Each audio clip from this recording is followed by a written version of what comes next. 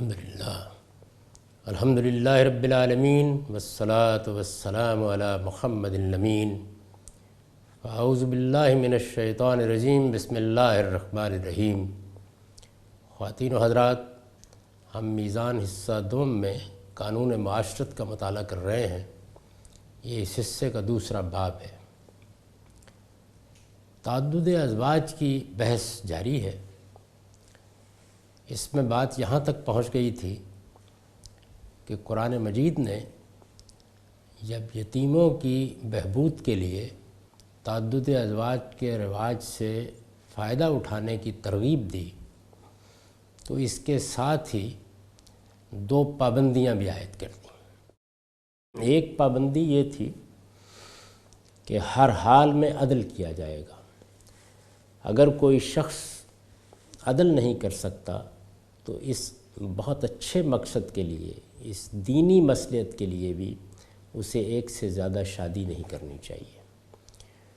اور دوسری یہ کہ یہ تعداد 4 سے بڑھنی نہیں چاہیے، یعنی اس بڑے مقصد کے لیے بھی 4 سے زیادہ شادیاں نہیں کی جا سکتی۔ یہ دو پابندیاں عائد کر دیں۔ ہم جب قرآن مجید کو دیکھتے ہیں تو یہ معلوم ہوتا ہے کہ رسالت مآب صلی اللہ علیہ وسلم کو ان پابندیوں سے مستثنیٰ کر دیا گیا ہے۔ یہ استثناء ظاہر ہے کہ بہت سے سوالات پیدا کرتا ہے۔ اس پر بعض لوگ اعتراض بھی کر سکتے ہیں۔ یہ کہہ سکتے ہیں کہ قانون دینے والے نے ایک قانون دیا اور پھر اپنے لیے اس میں استثناء پیدا کر لیے، اس لیے اس کو بھی یہاں سمجھنا ضروری ہے۔ میں یہاں تنبیہ کے طور پر یہ بات عرض کر دوں کہ قرآن مجید میں رسالت مآب صلی اللہ علیہ وسلم کے معاملے میں بعض اور مستثنیات بھی ہیں۔ یعنی مثال کے طور پر ہمیں یہ حکم دیا گیا ہے کہ ہم 5 وقت نماز پڑھیں۔ یہ نماز ہم پر فرض کی گئی ہے، لیکن رسالت مآب صلی اللہ علیہ وسلم پر 6 نمازیں فرض کی گئیں۔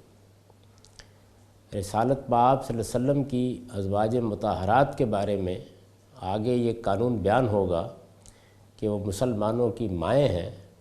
آپ کے دنیا سے رخصت ہو جانے کے بعد بھی ان سے نکاح نہیں کیا جا سکتا۔ تو اس طرح کے استثناء موجود ہیں جن میں رسالت مآب صلی اللہ علیہ وسلم کے لیے قانون مختلف ہے اور ہمارے لیے مختلف ہے۔ تاہم ان میں کوئی وجہ اعتراض نہیں بنتی، یہاں بن سکتی ہے، اس لیے اس کو سمجھنا ضروری ہے۔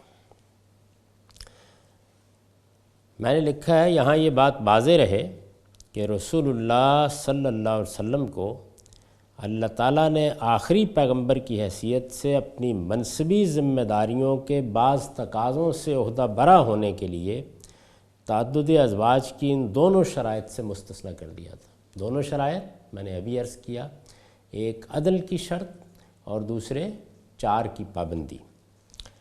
یہاں جو الفاظ میں نے لکھے ہیں وہ یہ ہیں کہ اپنے آخری پیغمبر کی حیثیت سے منصبی ذمہ داریاں، یعنی رسول کی حیثیت سے جو منصب آپ کو عطا کیا گیا اس کی ذمہ داریوں کے بعض تقاضوں سے عہدہ برا ہونے کے لیے، یعنی یہ بشری پہلو سے استثناء نہیں دیا گیا بلکہ آپ کے منصب کے لحاظ سے جو ذمہ داری آپ کو دی گئی، وہ ذمہ داری کیا تھی؟ وہ آخری رسول کی ذمہ داری ہے۔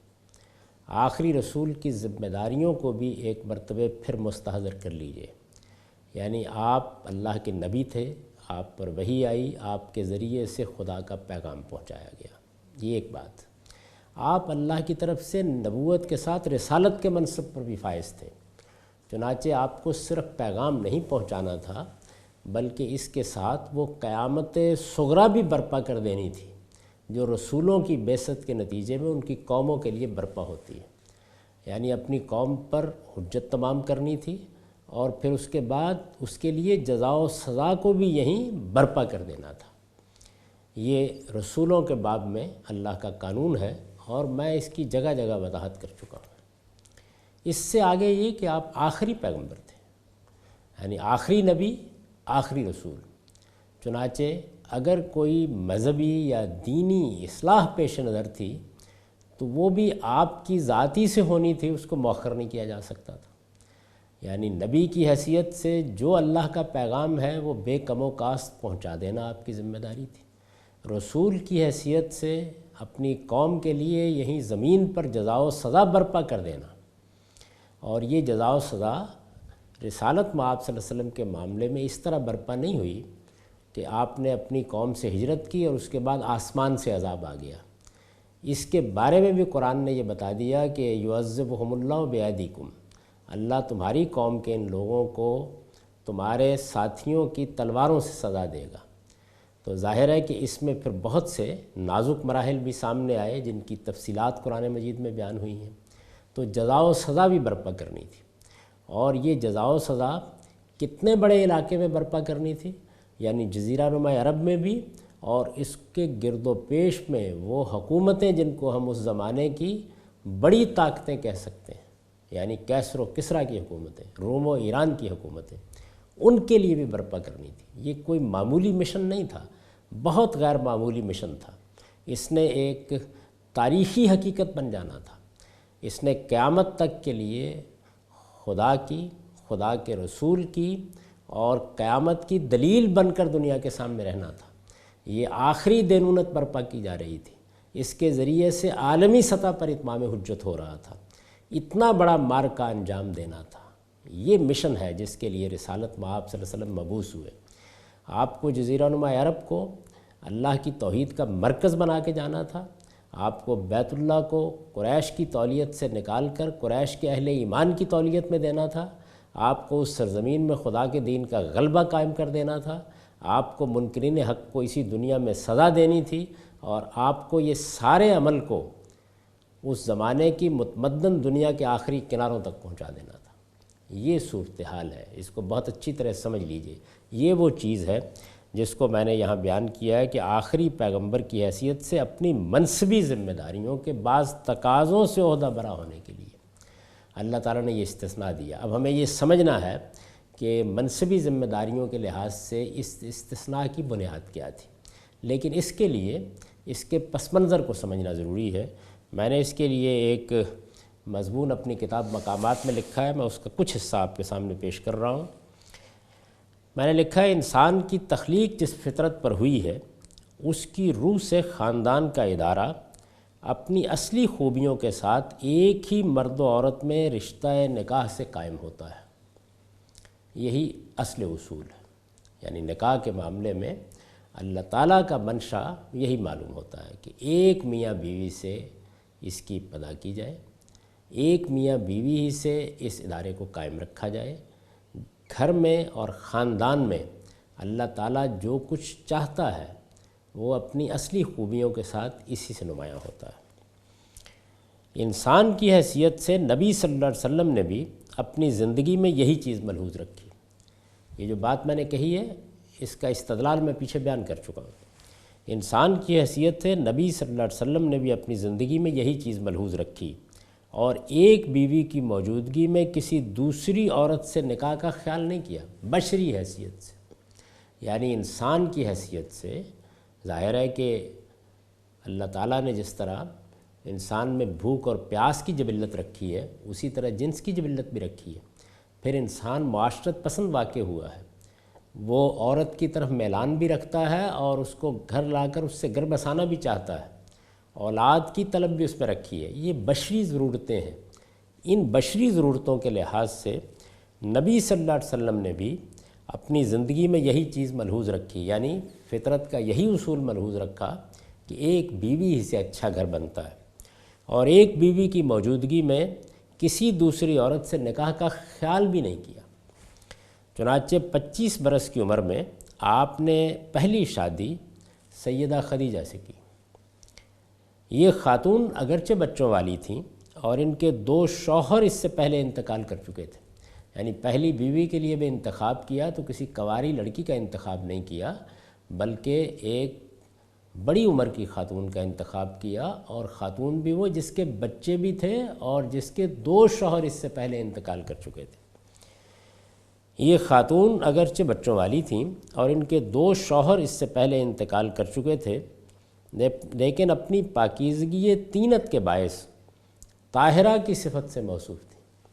یعنی یہاں بھی رسول اللہ صلی اللہ علیہ وسلم نے جس چیز کو وجہ ترجیح بنایا وہ سیدہ خدیجہ کی سیرت، ان کا کردار، وہ اپنی پاکیزگی طینت کے باعث طاہرہ کہلاتی تھی۔ نبی صلی اللہ علیہ وسلم نے شباب کا سارا زمانہ، یہ ذہن میں رہیے، شباب کا سارا زمانہ انہی کی رفاقت میں گزارا۔ یہ شادی کم و بیش 25 برس تک قائم رہی، یعنی 25 برس کی عمر میں ہوئی اور 25 برس قائم رہی۔ جب یہ دنیا سے رخصت ہوئی تو رسالت میں آپ صلی اللہ علیہ وسلم کی عمر اس وقت 50 سال ہو چکی تھی۔ یہ شادی کم و بیش 25 برس تک قائم رہی، یہاں تک کہ ان کا انتقال ہو گیا اور گھر بار کی ذمہ داریوں کو سنبھالنے کے لیے آپ تنہا رہ گئے۔ روایتوں میں بیان ہوا ہے کہ ایک صحابیہ خولہ نے آپ کو توجہ دلائی کہ سیدہ خدیجہ کی رفاقت سے محرومی کے بعد آپ کی ضرورت ہے کہ آپ شادی کر لیں۔ ایسا ہی ہوتا ہے، خاص طور پر دیہاتی قبائلی معاشروں میں جہاں لوگوں کا آپس میں ملنا جلنا بہت ہوتا ہے، تو کوئی خاتون توجہ دلا دیتی ہے، کوئی بڑا بزرگ توجہ دلا دیتا ہے، تو رسالت میں آپ صلی اللہ علیہ وسلم کو بھی۔ یہ بھی میں نے اس لیے ذکر کیا ہے کہ یوں نہیں کہ آپ اگلے ہی دن کسی عورت کی تلاش پہ دوڑ پڑے، ایسا نہیں ہوا۔ یعنی ایک خاتون نے توجہ دلائی کہ غالباً آپ کے گھر کی اب یہ ضرورت ہے کہ آپ شادی کریں۔ اس نے عرض کیا، یا رسول اللہ، کانی اراک کا دخلت کا خلت لفقد خدیجہ افلا اخطب لیک۔ اللہ کے رسول، میں دیکھتی ہوں کہ خدیجہ کی رفاقت سے محرومی کے بعد آپ کو محتاج سے ہو کر رہ گئے، یعنی آپ کی احتیاجات معلوم ہوتا ہے پوری نہیں ہوتی، گھر در کی ذمہ داریاں، بچوں کی ذمہ داریاں۔ ظاہر ہے کہ یہ ایک ایسی چیز ہے کہ جس کو ہر وہ آدمی سمجھتا ہے جو اللہ کے اس قانون کو جانتا ہے کہ اگر شادی نہ ہو تو مرد بس خانہ بدوش سے ہو کر رہ جاتا ہے۔ میں آپ کی طرف سے کسی کو نکاح کا پیغام نہ دوں، یہ انہوں نے پیشکش کی۔ یہ الطبقات الکبریٰ جو ابن سعد کی ہے، اس میں ان کے یہ الفاظ نقل ہوئے ہیں۔ آپ نے پوچھا کیا کوئی رشتہ ہے، یعنی اندازہ کیجئے۔ اس نے جواب دیا، آپ چاہیں تو کنواری بھی ہے اور شوہر دیدہ بھی، یعنی ان کے سامنے دو رشتے بھی تھے۔ انہوں نے پہلے ذہن میں یہ بات رکھی، اس کے بعد سوال کیا۔ آپ نے پوچھا کنواری کون ہے؟ اس نے کہا آپ کے عزیز ترین دوست کی بیٹی عائشہ۔ اسی سے آپ اندازہ کر سکتے ہیں کہ گھر در کی ذمہ داریاں سنبھالنے کے لیے رشتہ تجویز کیا جا رہا ہے۔ اسے کوئی تردد نہیں ہے، اگر وہ 6 سال کی بچی ہوتی تو کیا وہ یہ پوچھ سکتی تھی؟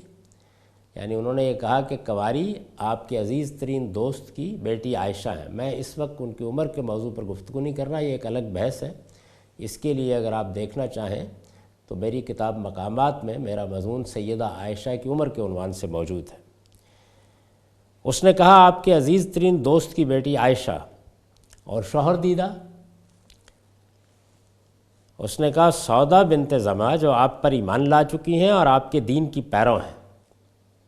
یعنی ایک دوسری خاتون سیدہ سودا کا انہوں نے ذکر کیا، یہ بیوہ تھی۔ آپ نے فرمایا بات کر کے دیکھ لو۔ اس نے بات کی تو دونوں جگہ منظور کر لی گئی، یعنی حسن اتفاق سے۔ اس کی بھی کچھ تفصیلات ہیں کہ کیسے دونوں جگہ منظور ہو گئی، لیکن بہرحال دونوں جگہ منظور کر لی گئی۔ سیدہ کا رشتہ اس سے پہلے طے ہو چکا تھا، سیدنا ابو بکر صدیق نے اور ان کی اہلیہ نے کچھ توقف بھی کیا، اس دوران میں انہوں نے دوسری جگہ پیغام دے دیا، تو بہرحال دونوں جگہ بات منظور کر لی گئی۔ یہ بات چونکہ نبی صلی اللہ علیہ وسلم کی طرف سے کی گئی تھی، یعنی ظاہر ہے کہ رشتہ آپ کی طرف سے پوچھا گیا تھا، اس لیے اب آپ انکار نہیں کر سکتے تھے۔ ہر تمدن کی کچھ روایات ہوتی ہیں، ہر برادری کی، ہر قبیلے کی کچھ روایات ہوتی ہیں، ہر قوم کی کچھ روایات ہوتی ہیں۔ چونکہ آپ کی طرف سے پوچھا گیا تھا، دونوں طرف سے ہاں کی گئی، تو اب آپ انکار نہیں کر سکتے تھے۔ چنانچہ آپ نے نکاح تو دونوں سے کر لیا، لیکن رخصتی صرف سیدہ سودا بنت زمع کی کرائی، یعنی آپ دیکھیے دونوں سے نکاح کر لیا۔ ایک کنواری ہیں، اور جیسے کہ تفصیلات سے معلوم ہوتا ہے بہت خوبصورت خاتون بھی تھی۔ خود رسالت میں آپ صلی اللہ علیہ وسلم محبت سے آپ کو خمیرہ کہتے تھے، لیکن آپ نے اس موقع پر بھی یہ نہیں کیا کہ پہلے کنواری کو گھر لائیں، نہیں، ان کے ساتھ نکاح کر لیا، رخصتی مؤخر کر دی، اور بیوہ خاتون کو، وہ جو 50-52 سال کی بیوہ خاتون ہے، ان کے بارے میں فیصلہ کیا کہ وہ گھر آئیں گی، لیکن رخصتی صرف سیدہ سودا بنت زمع کی کرائی، جو بیوہ اور عمر میں آپ کے برابر تھیں اور گھر در کی ذمہ داریوں کو بہتر طریقے سے پورا کر سکتی تھی۔ یعنی جو اصل ضرورت آپ کے پیش نظر تھی، آپ نے اس کو ترجیح دی اور ان کو لائے۔ 4 سال تک یہی ایک خاتون آپ کے گھر میں رہیں، یعنی آپ کی 54 سال کی عمر تک 4 سال تک یہی ایک خاتون، یعنی پہلے 25 سال ایک خاتون سیدہ خدیجہ، ان کا انتقال ہو گیا، اب سیدہ سودا بنت زمع یہ بھی 50 سال کی خاتون ہے، اور یہ بھی 4 سال تک تنہا آپ کے گھر میں رہیں، یہاں تک کہ سیدنا صدیق کے توجہ دلانے پر سیدہ عائشہ کے والد ہیں، یعنی مکے کا زمانہ بھی گزر گیا، ہجرت بھی ہو گئی، مدینہ تشریف لے آئے، اس کے بعد سیدنا صدیق نے توجہ دلائی، ظاہر ہے وہ بیٹی کے باپ ہیں، کہ آپ عائشہ رضی اللہ عنہ کو اپنے گھر میں لے آئیں۔ تو آپ گھر میں لائے اور ساتھ ہی فیصلہ کر لیا کہ آپ سودا بنت زمع کو طلاق دے دیں گے۔ یعنی یہ دیکھیے وہی چیز کہ بشری تقاضوں کے تحت آپ یہی موضوع سمجھتے ہیں کہ ایک ہی بیوی ہونی چاہیے۔ وہ چونکہ ایک بزرگ خاتون تھی، بوڑھی خاتون تھی، اور عرب میں یہ کوئی مسئلہ نہیں تھا، یعنی وہاں پہ عورتیں فوراً ہی شادی کر لیتی تھی۔ یہ معلوم ہے کہ خود سیدنا صدیق دنیا سے رخصت ہوئے تو بس عدت پوری کرنے کے بعد ہی ان کی بیوہ نے سیدنا علی رضی اللہ عنہ سے شادی کر لی۔ یہ محمد بن ابو بکر انہی کے گھر میں پرورش پا کر جوان ہوئے۔ ساتھ ہی فیصلہ کر لیا کہ آپ سودا بنت زمع کو طلاق دے دیں گے۔ اس پر سودا رضی اللہ عنہ نے عرض کیا کہ وہ اس عمر کو پہنچ چکی ہیں کہ زن و شوق کے تعلق سے اب ان کی کوئی دلچسپی باقی نہیں رہی، لہٰذا وہ اپنے حقوق عائشہ کے لیے چھوڑ دیں گی۔ یعنی یہ واضح ہے بالکل کہ آپ سیدہ عائشہ کو تنہا چاہتے ہیں کہ وہ گھر میں آئے۔ اس سے پہلے آپ نے سیدہ سودا کے بارے میں یہی فیصلہ کیا، یعنی نکاح ہو گیا لیکن سیدہ عائشہ کی رخصتی نہیں کرائی، تنہا وہی آپ کے گھر میں رہیں، اب بھی آپ یہی چاہتے تھے۔ تو انہوں نے عرض کیا کہ وہ اس عمر کو پہنچ چکی ہیں کہ زن و شوق کے تعلق سے اب ان کی کوئی دلچسپی باقی نہیں رہی، لہٰذا وہ اپنے حقوق عائشہ کے لیے چھوڑ دیں گی، مگر آپ انہیں طلاق نہ دیں۔ کیوں؟ ان کی خواہش ہے کہ وہ قیامت کے دن آپ ہی کی ازواج میں اٹھائی جائیں، یعنی انہوں نے اپنے اس تعلق کو قائم رکھنا چاہا۔ اس پر آپ نے ارادہ ترک کر دیا، لیکن اس کے نتیجے میں، یعنی ظاہر ہے کہ انہوں نے اپنی باری چھوڑ دی، لیکن اس کے نتیجے میں عملاً ایک سیدہ عائشہ ہی کی آپ کی بیوی رہ گئی۔ یہ وہ تفصیل ہے جس کی وجہ سے میں نے اوپر آپ عرض کیا ہے کہ اور ایک بیوی کی موجودگی میں کسی دوسری عورت سے نکاح کا خیال نہیں کیا۔ یہ رسالت مآب صلی اللہ علیہ وسلم کی بشری زندگی ہے۔ نبی صلی اللہ علیہ وسلم کی حیثیت بشری میں یہی آپ کی ازواج ہے، یعنی آپ کی جو ایک عام انسان کی حیثیت ہے اس میں آپ کی ازواج یہی ہیں۔ ان کے علاوہ آپ نے اپنی اس حیثیت میں کسی عورت کے ساتھ نکاح نہیں کیا، چنانچہ جو لوگ آپ کو تعدد ازواج کا الزام دیتے اور آپ کی پاکیزہ اور مطہر زندگی پر کیچڑ اچھالنے کی کوشش کرتے ہیں، ان کے بارے میں صرف یہی کہا جا سکتا ہے کہ ان کے سینے خدا کے خوف سے خالی ہیں۔ اس لیے کہ جس ہستی کا حال یہ رہا ہو کہ 25 سال کی ابتدائی زندگی میں کوئی شخص اس کی سیرت و کردار پر حرف لانے کی جسارت نہ کر سکا۔ ظاہر ہے کہ بچپن، لڑکپن، اس کے بعد جوانی کے ابتدائی ایام، کم و بیش 25 سال کی عمر میں شادی ہوئی، اس پوری ابتدائی زندگی میں کوئی شخص اس کی سیرت و کردار پر حرف لانے کی جسارت نہ کر سکا۔ جس نے بھرپور جوانی میں شادی کی تو وہ بھی ایک ایسی خاتون سے جو بیوہ اور بچوں والی تھی، جس نے عرب کے معاشرے میں جہاں تعدد ازواج کا عام رواج تھا، کم و بیش 25 سال اسی ایک خاتون کی رفاقت میں گزار دیے اور کبھی دوسری شادی کا سوچا تک نہیں۔ جس نے دوسرا نکاح کیا تو اس کے انتقال کے بعد، یعنی اس پہلی بیوی کے انتقال کے بعد، اور وہ بھی ایک 50 سال کی بیوہ خاتون سے، اور جس نے پوری زندگی میں ایک ہی باقرہ خاتون سے شادی کی، کنواری خاتون ایک ہی سے شادی کی، اور اس کی رخصتی کو بھی کئی برس تک مؤخر کیے رکھا۔ کیوں؟ تاکہ بڑی عمر کی جس خاتون کو گھر در کی ذمہ داریوں کے لیے لے آیا گیا ہے اس کو عدم التفات کی شکایت نہ ہو۔ ظاہر ہے کہ اگر سیدہ عائشہ بھی اسی وقت گھر میں آ جاتی تو فطرت کے تقاضے سے آپ کا التفات زیادہ ان کی جانب ہوتا، تو اس کی شکایت نہ پیدا ہو، اس کے لیے آپ نے ان کی رخصتی مؤخر کر دی۔ اس کے بارے میں صرف ایک بیمار ذہن کا شخص یہ سوچ سکتا ہے کہ 55 سال کی عمر کو پہنچنے کے بعد اسے اچانک شادیوں کا ہوکا ہو گیا تھا اور اپنی خواہش نفس کی تسکین کے لیے اس نے اپنے ہی بنائے ہوئے قانون میں ترمیم کی اور ایک کے بعد دوسری عورت سے نکاح کرنا شروع کر دیے تھے۔ یہ کوئی بیمار ذہن کا آدمی سوچ سکتا ہے۔ یہ رسالت مآب صلی اللہ علیہ وسلم کی سیرت ہے۔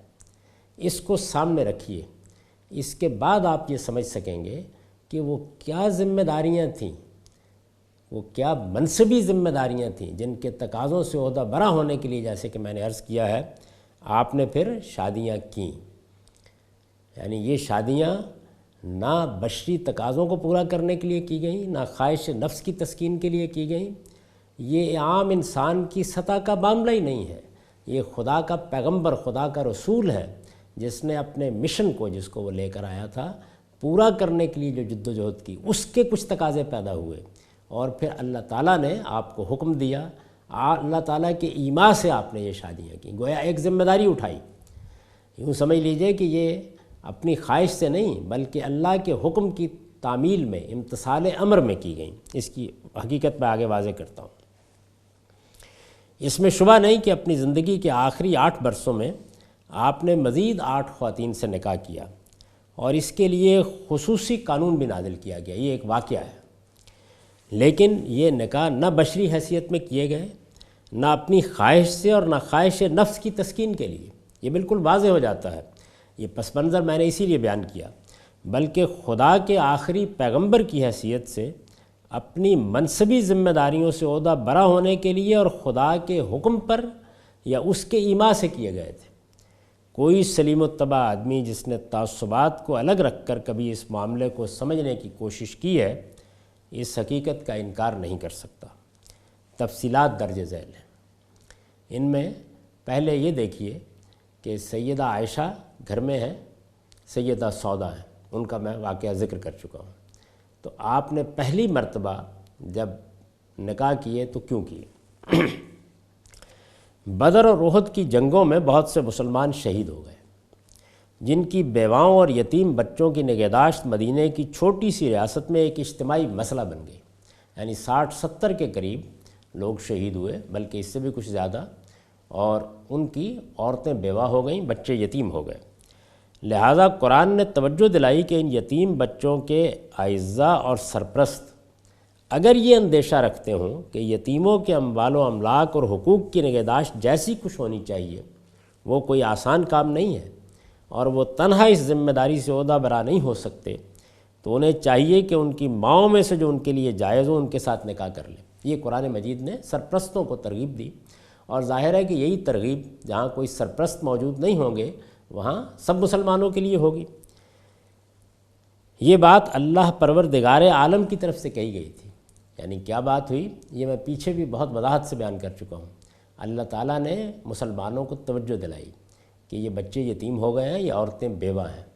تعدد ازواج کا رواج تو تھا ہی، تو فرمایا کہ اپنی مرضی سے تو شادیاں کر ہی لیتے ہو، لیکن اس وقت ان یتیموں کی بہبود کے لیے شادی کرو۔ یعنی ان کی ماؤں کو گھروں میں لے آؤ گے تو ان کے حقوق کی بہتر نگہداشت ہو سکے گی۔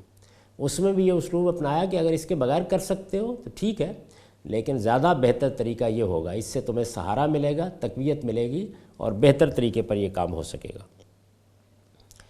یہ بات اللہ پروردگار عالم کی طرف سے کہی گئی تھی، جس پر سب سے بڑھ کر نبی صلی اللہ علیہ وسلم ہی کو لبیک کہنا چاہیے تھا۔ یعنی ظاہر ہے کہ جب اللہ کی طرف سے ترغیب دی جائے، آپ اللہ کے پیغمبر ہیں، آپ کے ذریعے سے یہ ترغیب دوسروں تک پہنچائی جا رہی ہو، تو سب سے آگے بڑھ کر آپ کو اس پر لبیک کہنی چاہیے تھی۔ چنانچہ آپ نے کہی اور 3 بیوہ خاتون سے شادی کر لی۔ یعنی یہ وہ موقع ہے جس وقت جو آپ کا منصب ہے، جو آپ کا مقام ہے، آپ اس معاشرے کے رہنما بھی ہیں، آپ اللہ کے پیغمبر، اللہ کے رسول تو ہیں، رہنما بھی ہیں، حکمران بھی ہیں، آپ کی طرف سے اپیل کی گئی ہے۔ اللہ نے جو بات کہی، اللہ نے جس بات کی ترغیب دی، وہ آپ ہی کی وساطت سے لوگوں تک پہنچی۔ تو سب سے بڑھ کر آپ ہی کی یہ ذمہ داری تھی کہ آپ آگے بڑھیں اور لوگوں کے لیے ایک مثال پیش کریں، ایک نمونہ پیش کریں۔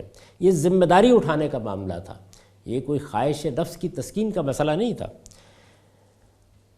چنانچہ آپ نے کہی، لبیک کہی، اور 3 بیوہ خواتین سے شادی کر لی۔ یہ 3 خواتین حفصہ بنت عمر یعنی سیدنا عمر رضی اللہ عنہ کی بیٹی، زینب بنت خزیمہ اور سلمہ بنت ابی امیہ تھی۔ یہ 3 خواتین ہیں جن کے ساتھ آپ نے شادی کی۔ تو اس طرح اب آپ کے نکاح میں 4 خواتین ہو گئی، یعنی سیدہ عائشہ اور یہ 3 خواتین، سیدہ سودا اس وقت دنیا سے رخصت ہو چکی تھی۔ یہ 4 خواتین آپ کے نکاح میں آ گئیں۔ اس کے بعد ایک دوسرا معاملہ پیش آیا۔ وہ دوسرا معاملہ ہے جس کو میں نے یہاں بھی بیان کیا ہے، لیکن اس کی کچھ زیادہ تفصیل یہاں کی ہے، تو اس کو بھی سن لیجئے۔ قرآن نے غلامی کو ختم کرنے اور معاشرے میں غلاموں کا رتبہ بڑھانے کے لیے ہدایات دیں۔ غلامی اس زمانے کا ایک بہت بڑا مسئلہ تھا، اس کو ختم کرنے کے لیے بھی اقدامات کیے گئے، اور جب تک غلامی ختم نہیں ہوئی تو جو غلام موجود تھے ان سے متعلق بھی بہت سی ہدایات دی گئیں، یعنی ان کے ساتھ کیسا سلوک کیا جائے، کیا معاملات کیے جائیں، ان کا رتبہ کیسے بڑھایا جائے۔